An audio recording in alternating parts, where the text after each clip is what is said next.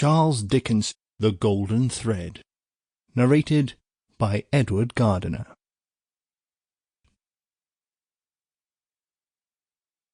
Chapter 1. 5 years later. Tellson's Bank by Temple Bar was an old-fashioned place, even in the year 1780.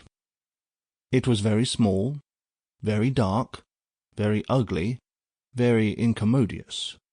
It was an old-fashioned place, moreover, in the moral attribute that the partners in the house were proud of its smallness, proud of its darkness, proud of its ugliness, proud of its incommodiousness. They were even boastful of its eminence in those particulars, and were fired by an express conviction that, if it were less objectionable, it would be less respectable. This was no passive belief, but an active weapon which they flashed at more convenient places of business. Tellson's, they said, wanted no elbow-room. Tellson's wanted no light. Tellson's wanted no embellishment. Noakes and Company's might, or Snooks Brothers might, but Tellson's, thank heaven. Any one of these partners would have disinherited his son on the question of rebuilding Tellson's. In this respect, the house was much on a par with the country, which did very often disinherit its sons for suggesting improvements in laws and customs that had long been highly objectionable, but were only the more respectable. Thus it had come to pass that Tellson's was the triumphant perfection of inconvenience.